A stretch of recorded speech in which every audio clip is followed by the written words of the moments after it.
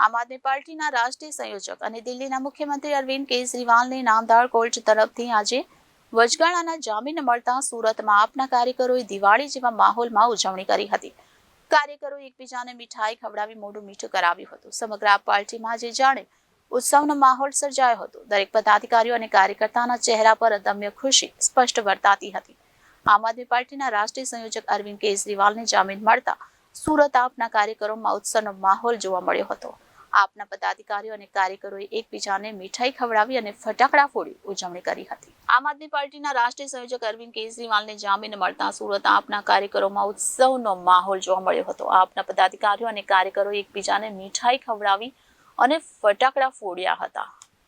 આમ આદમી પાર્ટીના રાષ્ટ્રીય સંયોજક અને દિલ્હીના મુખ્યમંત્રી અરવિંદ કેજરીવાલને નામદાર કોર્ટ તરફથી વચગાળાના જામીન મળતા સુરતમાં આપના કાર્યકરોએ દિવાળી જેવા માહોલમાં ઉજવણી કરી હતી। આ પ્રસંગે આમ આદમી પાર્ટીના પ્રદેશ મહામંત્રી શ્રી મનોજ સોરઠિયાએ જણાવ્યું હતું કે આ અધર્મ પર ધર્મનો વિજય છે, અસત્ય પર સત્યનો વિજય છે। છેલ્લા કેટલાક સમયથી ભારતીય જનતા પાર્ટી ઈડીને હાથો બનાવીને આમ આદમી પાર્ટીના નેતાઓ પર ખોટા કેસ કરી જેલમાં નાખવાના ધંધા કરે છે, પરંતુ સત્ય આજે બહાર આવ્યું છે। નામદાર કોર્ટ કેજરીવાલને જામીન આપ્યા તે વાત પુરવાર કરે છે કે સમગ્ર મામલે ભાજપે ફક્ત અને ફક્ત દ્વેષ રાખીને ખોટી રીતે હેરાન કર્યા હતા। આખરે સત્યમેવ જયતે।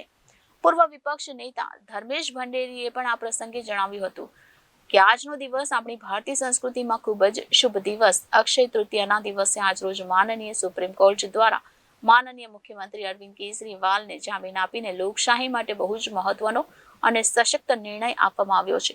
ભાજપ પોતાની શક્તિનો ગમે એટલો દુરુપયોગ કરીને લોકશાહીને નુકસાન પહોંચાડીને લોકશાહીને નબળી પાડવાના પ્રયાસ કરશે, પરંતુ અમે એમની સામે લડતા આવ્યા છીએ અને લડતા રહીશું। જેટલી તાકાતથી આમ આદમી પાર્ટીને તોડવાના પ્રયાસ કરશે એનાથી બમણી તાકાતથી અમે ઉપર ઉઠીશું।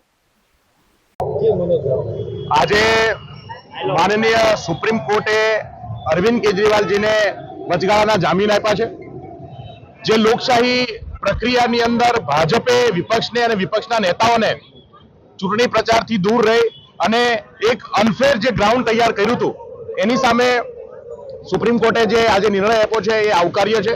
અમે આમ આદમી પાર્ટી વતી સમગ્ર દેશની જનતા વતી માનનીય સુપ્રીમ કોર્ટનો આભાર માનીએ છીએ અને જે રીતે આજે આ લડાઈની અંદર આમ આદમી પાર્ટીને જે જીત મળી છે, મને વિશ્વાસ છે કે આવનાર દિવસોની અંદર આ આખી જે ઘટના છે, જે કથિત સ્કેમ જે આરોપ લગાવી રહ્યું છે ભાજપ, એમાં સત્ય સામે આવશે અને આમ આદમી પાર્ટી અને આમ આદમી પાર્ટીના તમામ નેતાઓ જે છે એ આ કેસમાંથી નિર્દોષ જાહેર થશે એવો પૂરો વિશ્વાસ વ્યક્ત કરીએ છીએ। આજે સમગ્ર ગુજરાતમાં સમગ્ર દેશમાં આમ આદમી પાર્ટીના કાર્યકર્તાઓ અને એવા લોકો કે જે લોકશાહી વ્યવસ્થા જળવાય, ન્યાયતંત્ર જે છે એ વ્યવસ્થિત રીતે કામ કરે અને આ દેશની અંદર લોકતંત્ર ટકી રહે એવી જે લોકોની અંદર લાગણી છે, એવા તમામ લોકો માટે ખુશીનો દિવસ છે।